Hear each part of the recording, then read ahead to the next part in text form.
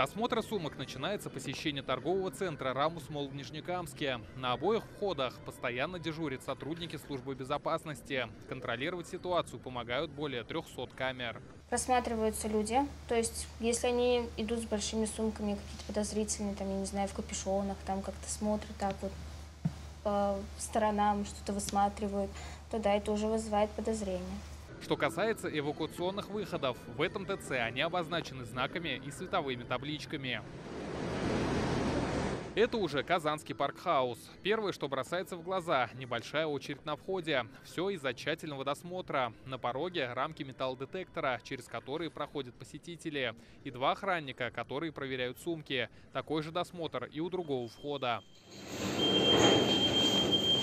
Наш импровизированный рейд продлился недолго. Увидев, что мы ведем видеосъемку, к нам подошли сотрудники торгового центра и попросили его покинуть. Вызвали Росгвардию. Сотрудники ведомства среагировали быстро и приехали всего за несколько минут. Редакционное задание для меня ни о чем.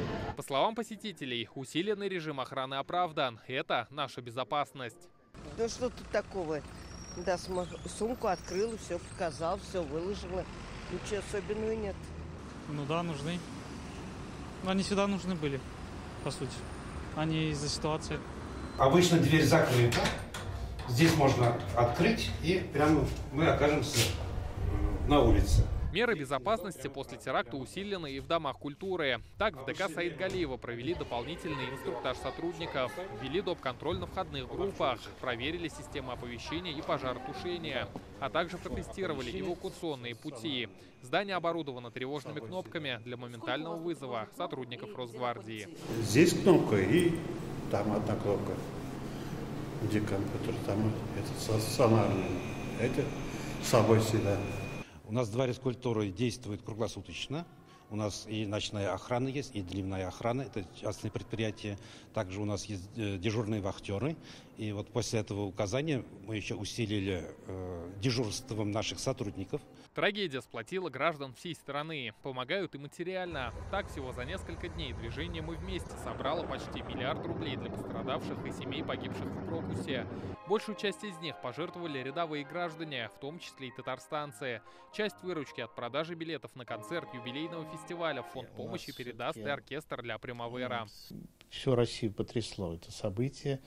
Мы, как люди искусства, конечно, очень тонко это чувствуем, и хочется что-то сделать, предпринять. У нас идет фестиваль 65, и мы решили часть суммы, вырученной за концерт этого фестиваля, перечислить в Красный Крест. Там есть специальный счет. О помощи семьям погибших и пострадавших объявил Фарид Мухаммедшин на заседании Президиума региональной партии «Единой России». По инициативе единороссов сбором средств занимается благотворительная организация «Добро, мир». Казанцы сочувствуют и сопереживают все эти дни. На Баумана продолжают нести цветы к стихийному мемориалу и зажигать свечи у часов. Горе не только у тех, у кого погиб, а у всех у нас.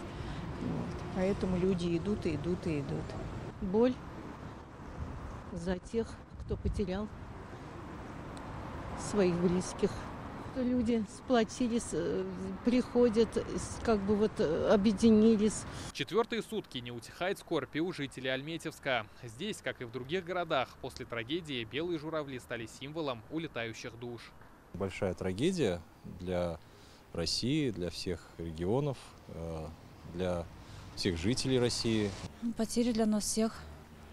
Все сейчас переживаем. Мы, жители Республики Татарстан и города Альметьевск, сочувствуем всем потерпевшим, их родственникам. Рамиль Галиуллин, Алмаз Зейдинов, ТНВ, Нижнекамск, Казань, Альметьевск.